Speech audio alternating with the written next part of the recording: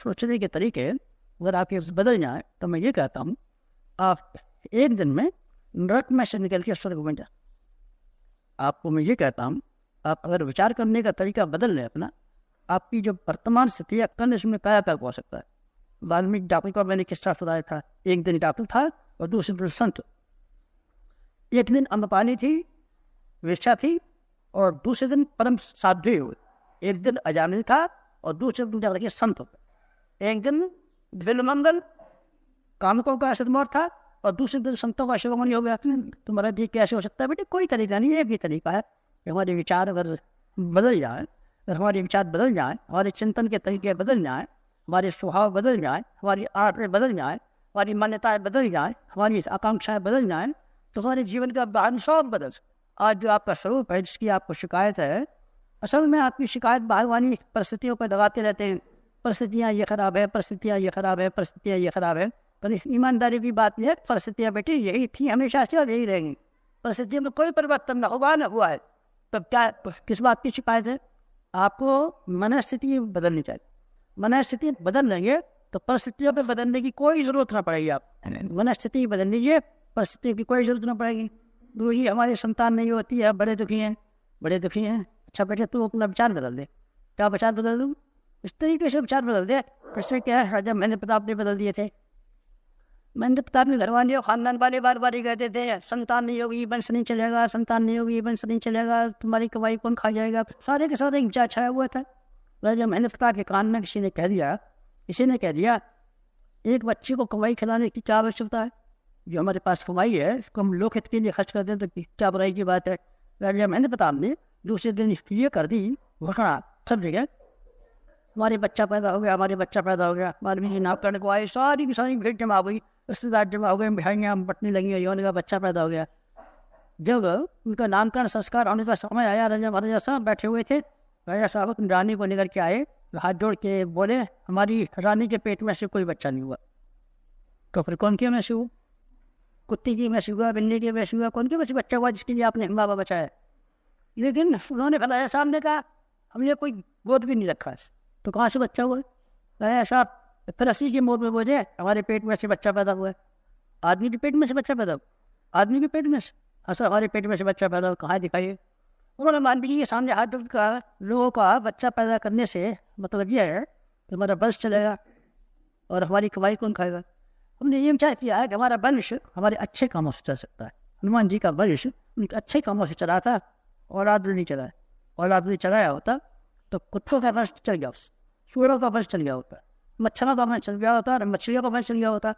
बच्चे वंश नहीं चलाते, वंश चलाते आदमी के यश अच्छे काम।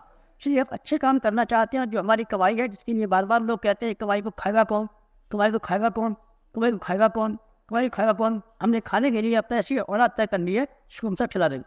उन्होंने अपनी सारी संपत्ति का एक ट्रस्ट बनाया। उन्होंने कहा 100 गाँव की जिम्मेदारी है, 99 गाँव की जिम्मेदारी हमारे इस काम आ जाएगी, इस काम आ जाएगी। जिसकी एक ऐसा शिक्षण संस्था बनेगी जिससे कि लोगों का व्यक्तित्व चरित्र का ऊंचा उठा हुआ चला जाए। एक गाँव की जिम्मेदारी हम अपना पेट पालने के लिए रखेंगे और 99 गाँव की जिम्मेदारी हम वहाँ दे देंगे।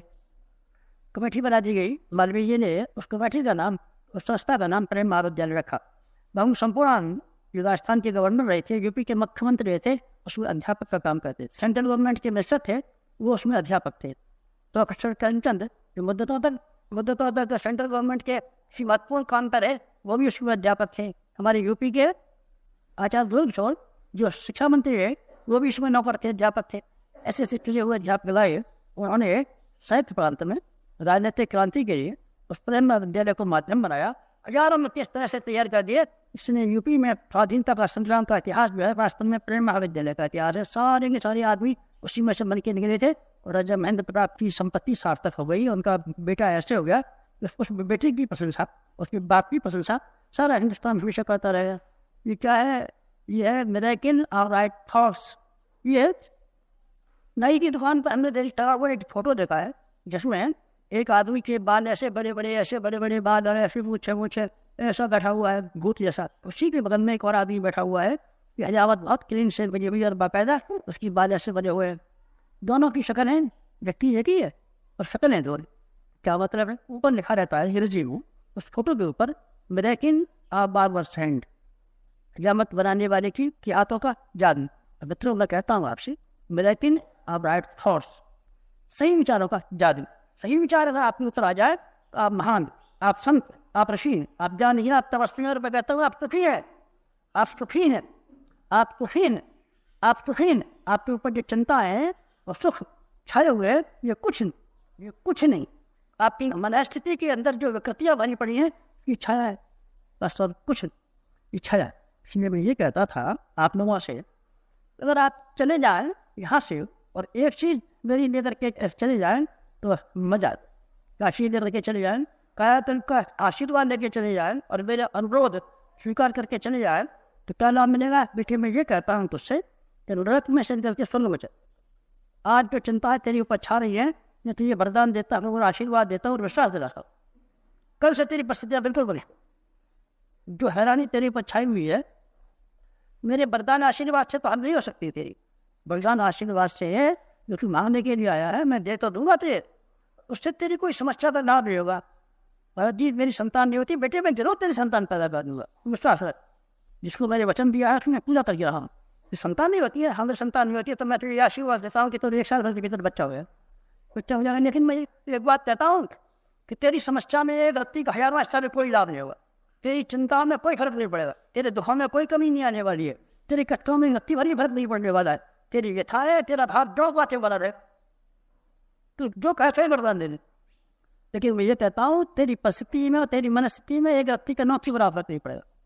मुझसे जो चीज़ें मांगता है, भौतिक चीज़ें, भौतिक चीज़ों से आदमी का न किसी का भरा हुआ है न किसी का बुरा हुआ है। भौतिक चीज़ें न किसी की आंतरिक शांति को बढ़ाने में सहायक हुई आज तक, और न आज की गिरावट में सहायक हुई। पर परिस्थितियाँ, गरीबी में संतों ने, ऋषियों ने जिंदगी काट ली, गरीबी ने इनको कोई नुकसान नहीं किया, और अमीरी ने किसी का कोई फायदा नहीं किया। अमीरी कंस के पास थी, अमीरी रावण के पास थी, अमीरी हिरण्यकश्यप के पास थी, अमीरी सिकंदर के पास थी। क्या फायदा किया इन्होंने? बताइए, क्या फायदा किया? अमीरी से नहीं होगा बेटे तेरा कोई फायदा। तू वस्तु मांगता है, उससे तेरा कोई फायदा नहीं है। नहीं महाराज जी, आप हमारी इच्छा पूरी कर दी, हम कर देंगे तेरी इच्छा पूरी। तो कर देंगे, तू हमारे दरवाजे पर आया है, दरवाजे पर आने की वैसे वाले कुछ कर्तव्य यहाँ हमारी जिम्मेदारी। हम सब तेरी दुख को निवारण करने के लिए नहीं, तेरा दुख दूर हो जाए। हम इसीलिए अगर हम देने का द्वार अपना बंद कर दे तो हम अपना ब्राह्मणत्व गवा बैठे और हमारी संत परंपरा कलंकित हो जाएगी। और हमारा हृदय के भीतर जो हमारा उदारता का विकास हो रहा है, जो हमारी आध्यात्मिक प्रगति के लिए आवश्यक है, उसमें रास्ता बंद हो जाएगा। बस इसीलिए हम देते थे। आप हमारा कष्ट दूर करने बैठे, कष्ट पूरा नहीं कर सकते, तेरा कष्ट दूर तेरा नहीं हो सकता। कष्ट का कारण तेरी मनस्थिति है, परिस्थितियाँ है ही नहीं। जब परिस्थितियाँ है ही नहीं तो परिस्थितियाँ बदल देने से तेरी समस्या का समाधान कैसे हो जाएगा? आपसे एक निवेदन कर रहा था, अगर आप यहाँ से जाएं और इस 7 दिन के शिविर का कोई प्रसाद लेकर के जाएं और आपकी हिम्मत हो